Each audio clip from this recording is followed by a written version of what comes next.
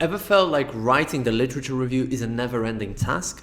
In this video, I'll show you exactly how you can write an exceptional literature review in just a few days rather than weeks or months. This is going to apply as well to the brief literature review in the introduction. We're going to follow exactly the same process, so I would still encourage you to continue watching this video even if you don't have a separate literature review section. So how are we going to do it? Well, basically based on your main aim and research questions, we're going to generate the topics. And then we're going to start with listing 3 to 5 broad topics that you will need to address in your literature review. And these will become your main subsections, if you will, of the literature review section in your paper. Okay? How are we going to do that? Let's look at a specific research aim and see how we can derive main topics from that research aim.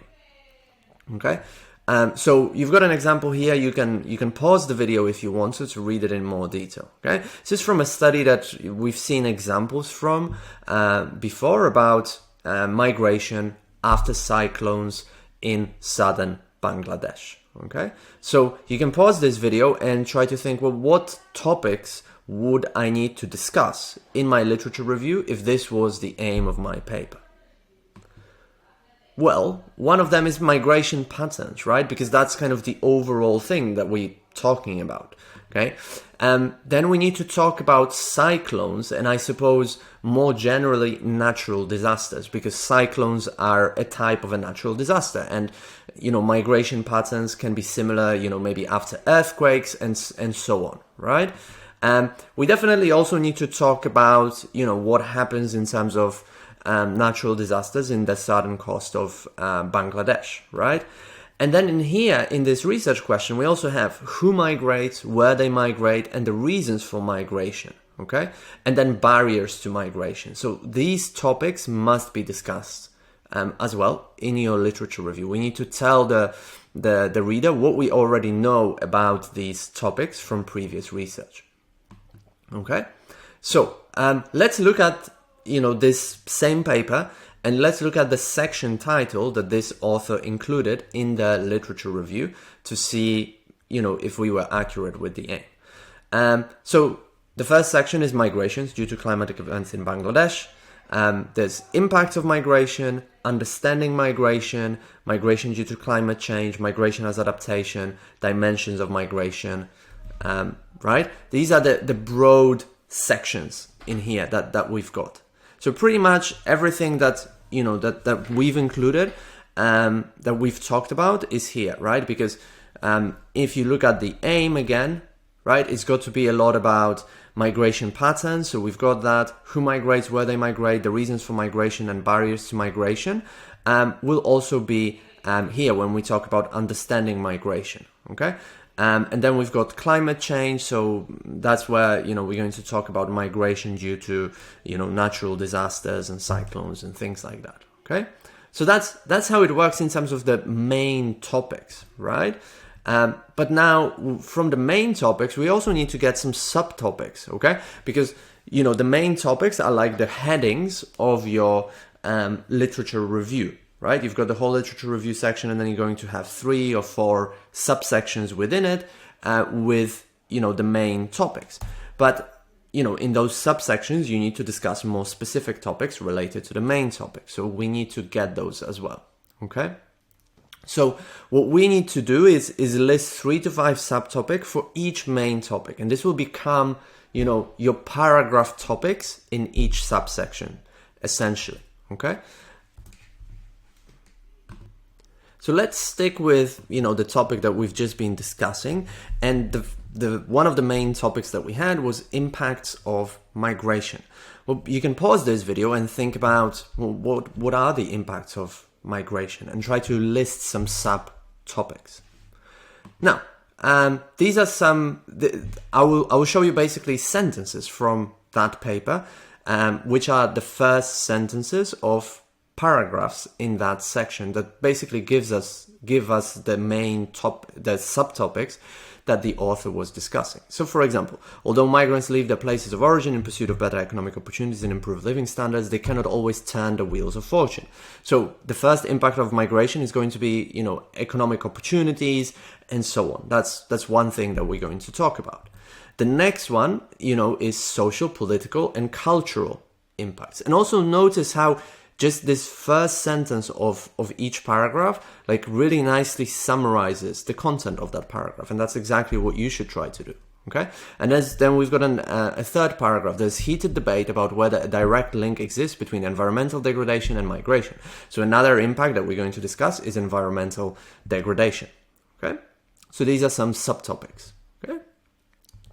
Now, in order to put it into practice, I've prepared a worksheet for you. It's called Reviewing the Literature in an Experimental Paper worksheet.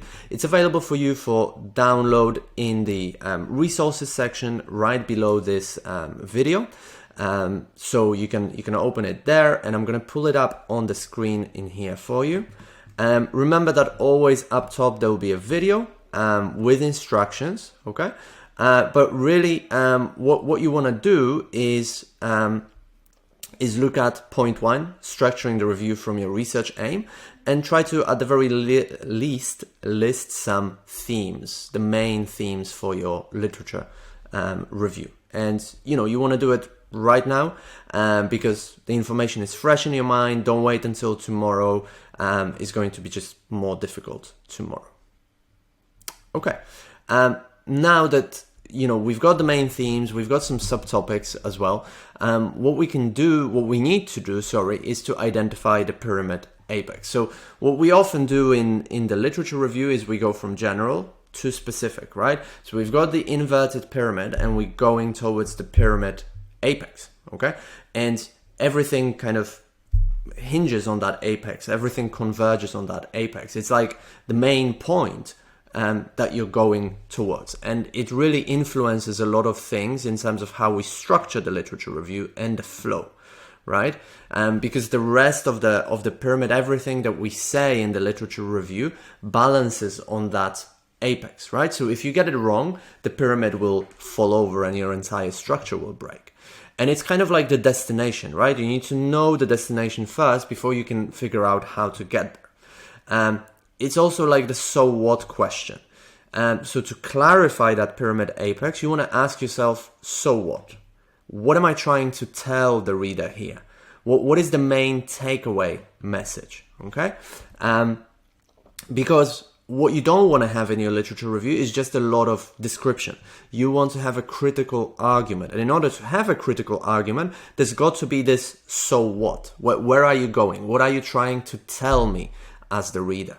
Okay, and then the pyramid apex also defines the structure, the most logical structure for your literature review section. Let me give you an example of that. And we're going to stick with migration as well, since that was, what we chose for the previous example. So it would be just easier to understand to stick with the same example. So let's say, you want to show how the understanding of migration among researchers has evolved. Let's say that's your pyramid apex. That's your kind of takeaway message. We want to show the evolution of our understanding of the concept of migration. Well, in that case, you want to structure things chronologically, because you're going to start with early definitions of migrations, limitations of those definitions, and then more recent theories of migration, because you're showing development. So the only logical choice for structure is chronological. Okay? Now, on the other hand, remember that you want to the second pyramid apex could be to show various types of impact that migration has. Okay, and we've already kind of seen that in the previous example. So in here, the only logical structure would be by topic. Okay, because we're going to have different impacts. We're going to have economic impacts, socio-cultural impacts, environmental impacts, and so on. So it would only make sense to structure this specific part of the literature review by topic, not chronologically. Okay, so you can see how finding the pyramid apex and understanding what is your main purpose in that section of the literature review helps you to structure things logically and maintain coherent flow throughout. Okay, so in order to put that into practice, you can go back to the reviewing the literature in an experimental paper worksheet. Remember, there's a video up top with instructions, okay? But we would be on point 3, really, identifying the pyramid apex and organizing each main theme. So you've listed the main theme. Now you need to think, well, what is the pyramid apex, as we discussed? Well, what is the main takeaway message? And that will give you the organization for that specific topic. And you should have already listed the sub-themes, so you can put them there.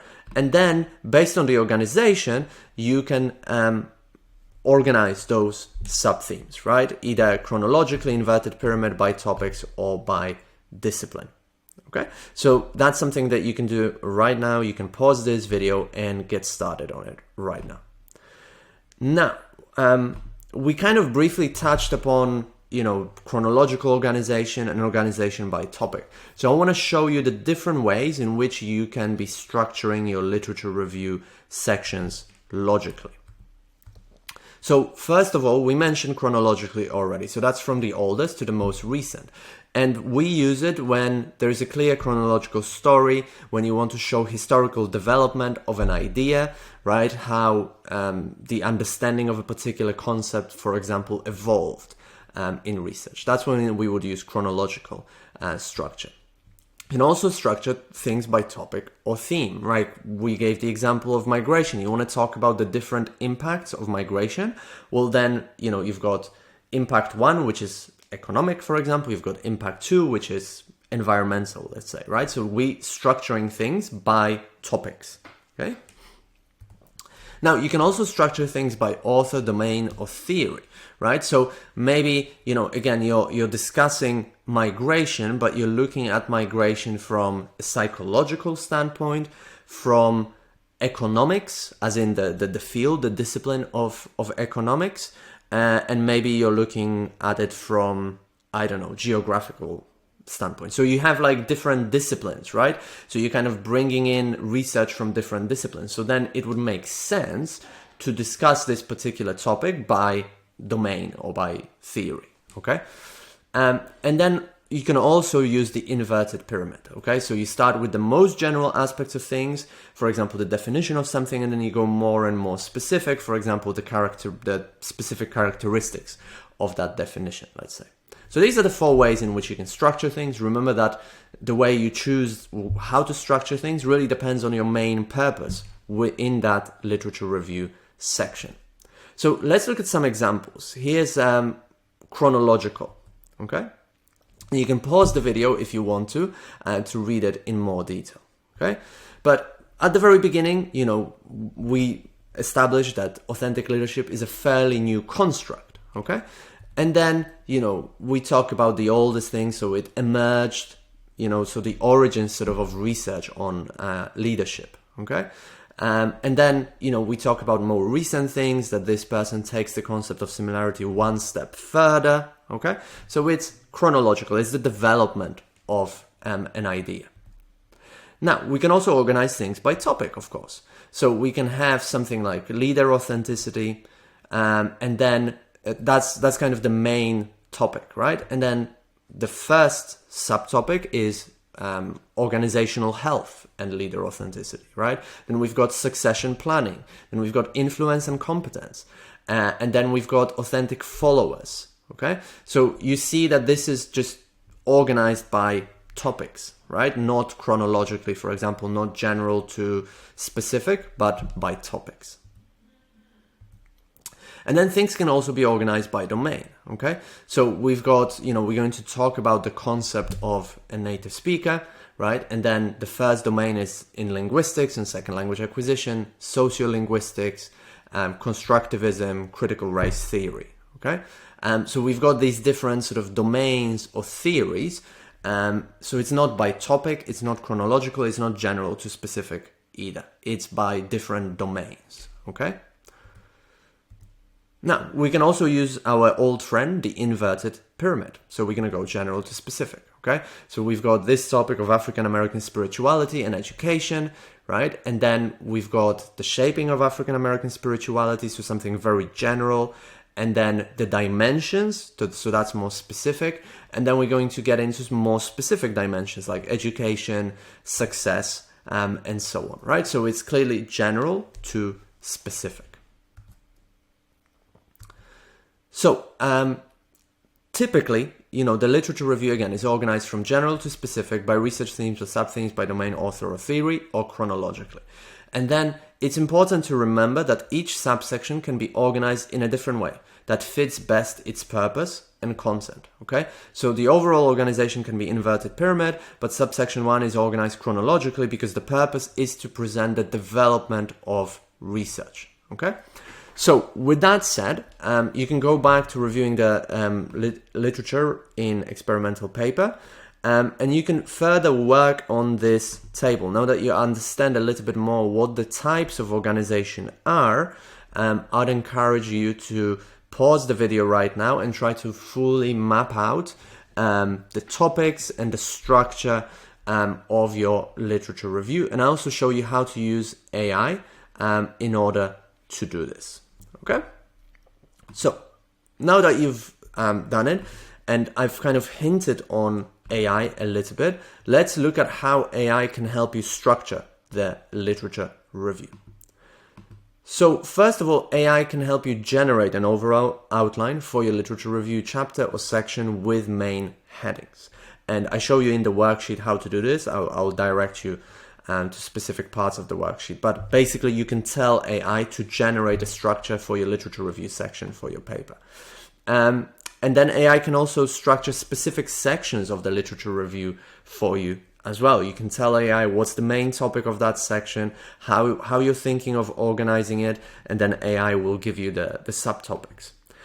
It can also help you to answer questions, right? Because, you might have outlined things and you know what you want to write about in a specific section, but you get stuck because maybe you're missing some information, you don't know how to develop a particular idea. So AI is a great brainstorming partner where you can just ask it questions, as you would ask your supervisor questions or colleagues in your lab, for example. And it can also suggest references, okay? As you're writing, Jenny can suggest references for you to back up your main points. Now, you still have to read those references to check if they're 100% accurate, but if you're starting out and you don't have that many references, this is also a great thing. And then as you're writing, of course, AI will improve the readability, the flow, and the language in your text, which again helps you to write a better literature review. And there are a couple of tools that we have been using and that we'll be using as well in this video. One of them is Jenny. It has some advantages like a full text editor. It suggests references. You can chat with PDFs. It can improve the readability of your paper, prepare outlines, write sentences and paragraph, and it has an AI assistant. So all in all, it's a very good tool to be using. But it's very easy to plagiarize as the software will write entire sentences for you. Okay? So you have to be careful that you don't allow it to write too much for you because that can lead to plagiarism. And then also syncing references with Zotero is an issue because there is no direct sync with Zotero and there is no plagiarism checker either. SciSpace.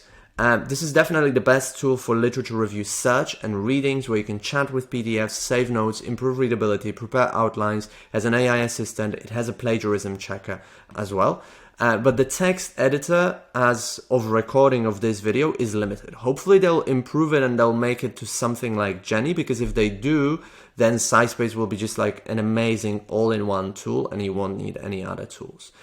Because at the moment, strangely enough, you have to do the references manually. It doesn't kind of connect the references, even though it's it's really a software for reading text. And the AI assistant is only for chatting with PDF, so you can't kind of ask it other questions.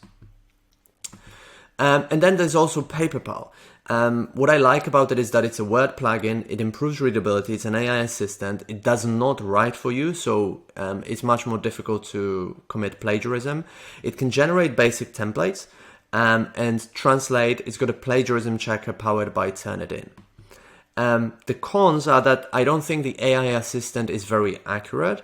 It does not suggest references, it's not designed for reading the literature, and templates are limited to research papers and no social sciences or humanities. If you're finding these tips useful and would like to also get access to all these resources that I'm sharing on the screen, plus a proven process to 3 or more papers every single year, check out our published researcher system. The link is right in the description. There's a free video training and I walk you through exactly how the published researcher system works so that you can also not only write an exceptional literature review, but also publish more papers in better journals.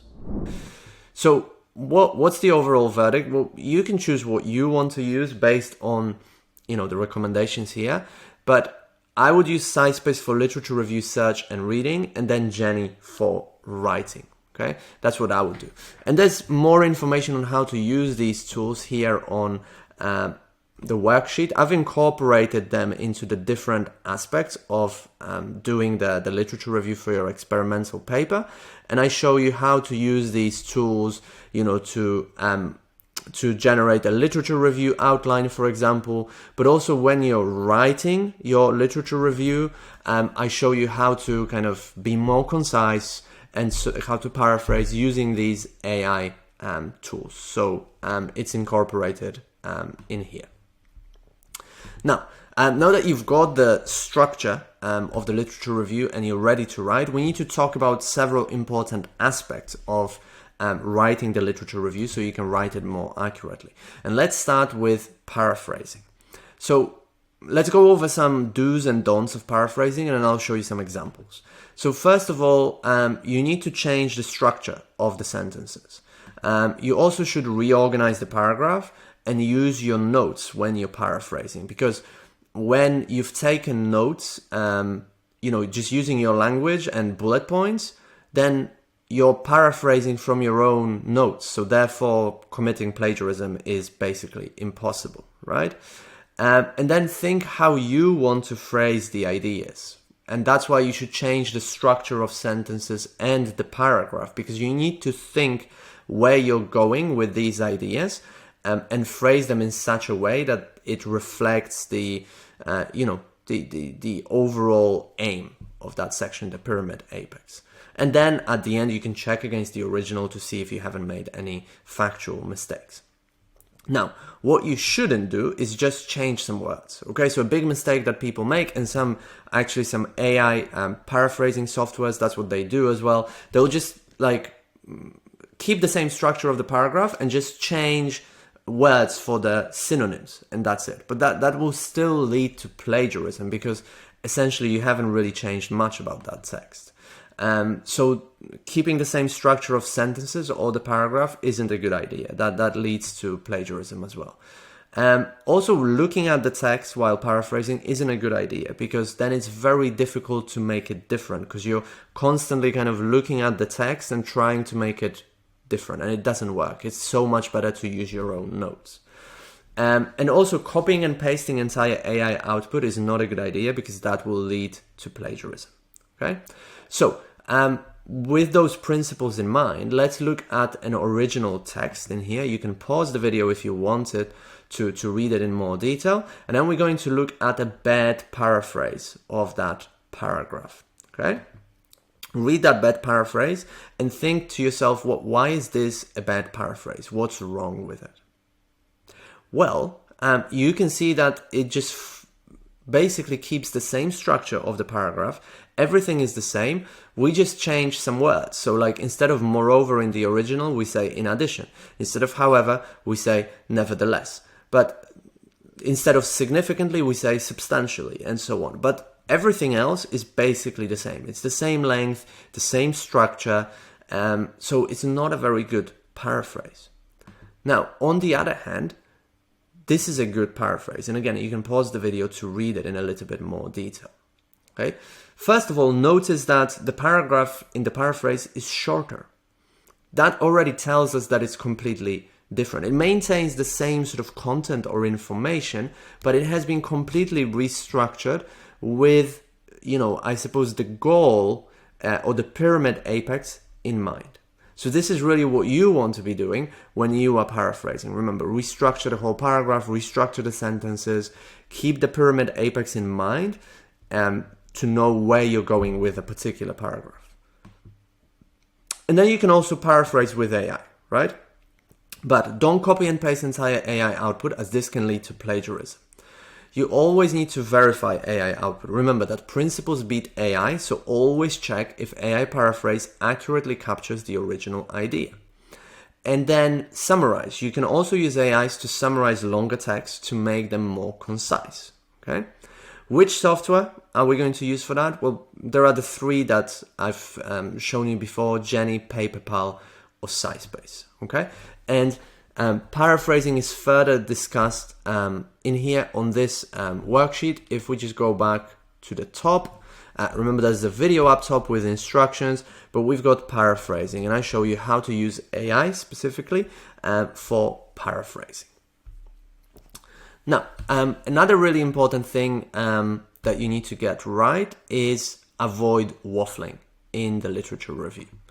What is waffling? Well, it's basically speaking or writing at length in a vague and lengthy manner that fails to get to the point. And it's basically what supervisors or reviewers mean when they say your literature review is descriptive. It's descriptive because you're waffling.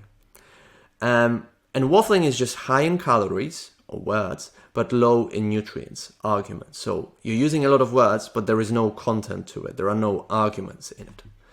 How are we going to avoid waffling? Well, we're going to try to be argumentative and critical by reviewing literature to support a clear point with a clear overarching purpose or goal in mind. That's why, at the very beginning, I stressed trying to find the pyramid apex for each section or each paragraph that you're writing, because if you have a clear takeaway message, a clear so what, it's much easier to avoid waffling, because then you'll be more critical, you're going in a specific direction, okay? So, let's look at some examples here of waffling or being descriptive. So first of all, describing how or where a study was conducted when the focus is on results. That's waffling. Describing what a researcher did and not what they found. That's a very common mistake that I see PhD students and researchers make all the time. We're not interested in what the researchers did in the literature review. We're interested in what they found. Unless, of course, you're for some reason reviewing the methodologies of the studies. Describing the main topic of a book or a paper rather than a specific relevant message. So, Kaczmarek provides a comprehensive account of grounded theory and covers the definition. Okay, well, so what? Like, well, what's the, you read this and it's like, yeah, and so what? But it's a very common mistake that, again, a lot of PhD students and researchers make. So you don't want to just describe the topic. You want to focus on the results and you want to be going towards the pyramid apex. Okay? And that's another example that I want to show you. Lacking a well-defined pyramid apex and just going nowhere. Read this paragraph for a second and see if you can identify what's the main point. Well, probably you can't, because there is no main point in here. It's just waffling. It's just describing stuff and you read it and it's like, okay, but so what? What point are you trying to make here? Now, we can avoid that by being argumentative, okay? So you want to cut information that is purely descriptive and that does not advance the argument. So for example, if you're including, what the researchers did or the methodology where the study was conducted, we'll just cut that and get straight to the point.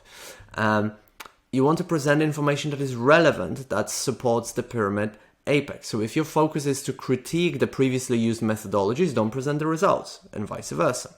Okay? It's got to be a clear direction. Always remember, you've got to be going to the predefined pyramid apex.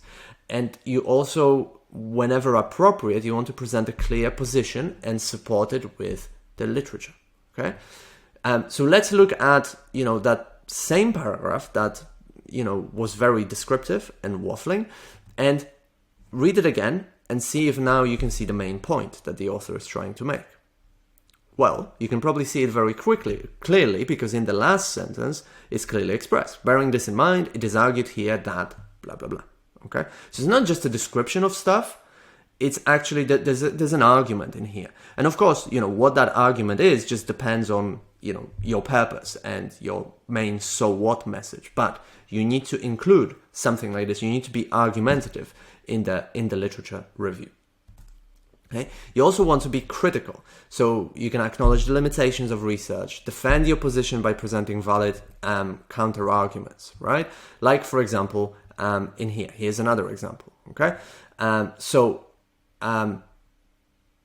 First of all, we present one strand of literature, and then we say, while this might be due to, right, it is nevertheless an important finding, okay? So we present a counter argument, okay? We acknowledge that there are problems with that research, but nevertheless, and then we present our own main point of view, okay? So that's how you can be critical in the literature review, okay? And then you want to present the opposing point of view and critique it, right? So again, here's another example, right? So you can see first we present the opposing point of view, and then we say, nevertheless, one important issue that is that, okay? So we don't get straight to our own argument, but first we present an opposing point of view, and then we present our own point of view. So that's being critical, okay? Just acknowledging different points of view, okay? And in this worksheet that we've been looking at, you've got several points that show you how you can avoid waffling. So if we go to the table of contents, right, you've got avoid waffling, being more concise, acknowledging opposing arguments, critiquing previous research, and so on, okay? And if we go to one of them, okay, I show you how to use AI to avoid waffling. But remember, AI is just a tool. So really what you want to be doing is constantly referring to these principles that we've discussed in this main presentation.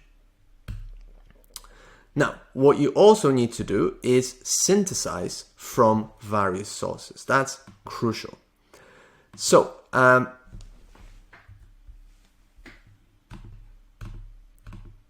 So why are we going to do it? Well, we're going to synthesize from various sources to show you are aware of the breadth of the literature, because, if you're just citing one source, well, that clearly shows you haven't read enough. We need to sum up years and decades of research, okay?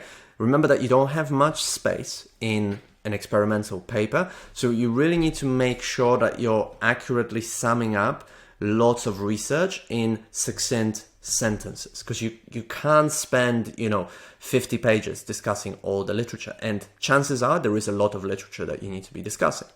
It will also add validity to your points, because if you support your point with just one reference, well, it's very easy to find a counter argument, a different reference that says a slightly different thing.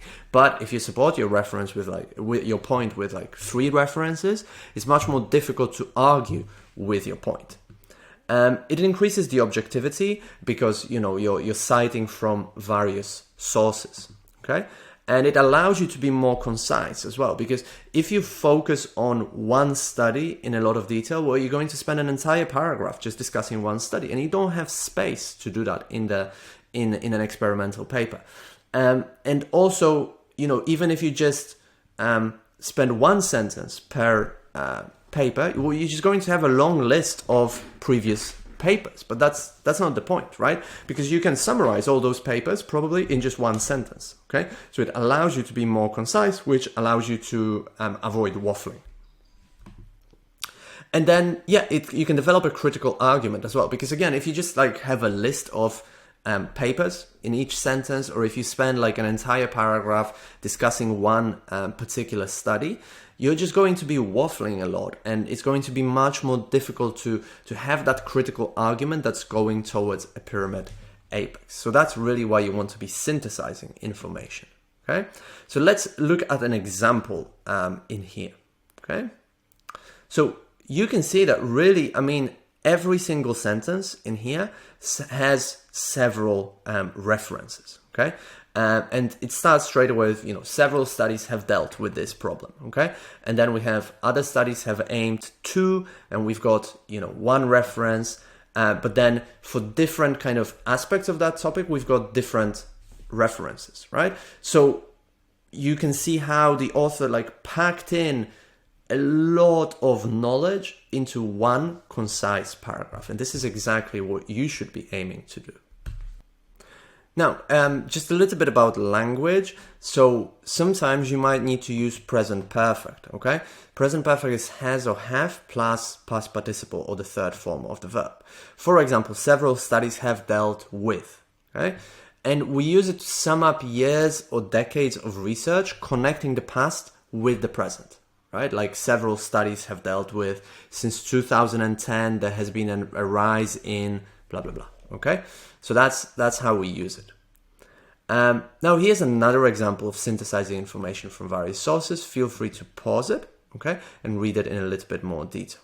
Now again, you can see that we've got numerous references in here to support particular points, and this adds validity because, you know, this first point is supported by what, like 5 references, for example. So it adds objectivity. It's much more difficult to argue with that point, okay? And notice that we're using present tense in here a lot. Scholars recognize, Davis points out, okay, is assigned, okay? And I'll talk about that in a second. In the last sentence as well, notice that, you know, we have one reference for each point in the list. So that's another thing that you can do. You can have a list of items and each item is supported by a reference or 2 references, like you can see in the last sentence, okay? So present simple, when do we use it? We're going to use it to refer to general facts or claims from research, okay? So I'm not summing up, you know, decades of research. Well, kind of, but I'm more talking about researchers' claims or things that are generally true. That's when I would be using the present simple, okay? Now, you can open the worksheet as well in here to see how to synthesize information from various sources. If we scroll back to our table of contents, okay, you've got point 9, synthesizing information from various sources. And I show you how to do this as well using AI. Now that we've done it, one thing that you need to be doing throughout the literature review is varying the pattern of referencing, okay? So pattern variation is basically using different structure and vocabulary to refer to the literature, because what you don't want to have is just start every single sentence with the name of the author, because then it just becomes a list of references, not a literature review. It allows you to avoid repetition and it helps you to maintain coherent flow towards the pyramid apex. Again, because if you have just a list of references and you start every sentence with the authors, well, it's much more difficult to maintain coherent flow because it's just a list. It's not going anywhere to a particular point, okay? So how are we going to do it? Well, we can use a variety of specific reporting verbs like highlight, point out, pinpoint, and so on to, you know, to express the main idea, okay? Because obviously saying that this author highlights or this author claims has a different meaning, and it can help us to draw the reader's attention to our pyramid apex. You know, we can also change between end and beginning of sentence references as well. And we can also emphasize different points. We can emphasize the action, the researcher, the study, the time, and so on. Okay, let's look at some examples. For it, we can emphasize the researcher. Okay, so here's an example. In the first sentence, the writer says several studies have dealt with meringues or similar systems, right? So we've got several studies. Well, this gives us the main topic. We're going to organize the rest of the paragraph by studies. And this is what the writer does. We've got Dickinson, we've got Raikos et al., and then we've got Berry and so on, okay? So this makes perfect sense in this paragraph because we're talking about several studies, okay? So that's our pyramid apex, that's our organization, and that's why we do it. But we can also emphasize the topic. Here's another example, okay? And it's from that same paper that I've just mentioned, okay? So in here we've got other studies have aimed to improve the nutritional quality, So what we've got is, you know, a focus on the aim or the topic of those papers. So we're not going to start a sentence, all the sentences with the authors, because that doesn't make sense. What we want to highlight here are the topics, not the authors, right? And this is precisely what the writer does in here. We can also highlight the investigation or time, okay? So what we can say is, for example, in a classic study, okay? So this emphasizes more the investigation or the time, okay? And we've got 10 years later. And then we've got more recently. Well, because our whole organization in here is chronological. Why? Because we want to show the development of something. So again, it all comes back to the pyramid apex. If you're trying to show the development of something, what you need to be emphasizing in the paragraph is the time, not the author or the topic, okay? So again, always think about the so what message. And in order to further sort of help you with that, I prepared a literature review language cheat sheet. It's a PDF document. It's available for download in the resources section below this video. It looks like this. There's a video with instructions in here as well. And it shows you kind of everything that we've discussed, but in more detail, which tenses to use, reporting verbs, how to vary the patterns in the literature review, and so on. So keep it handy when you're writing so that you can build a more coherent story and avoid the most common mistakes. Now that you know how to write an exceptional literature review in just a few days, you might want to write the rest of the paper and publish it in a high-impact journal. But the thing is that those high-impact Q1 Scopus-Indexed journals reject up to 90% of all submitted papers.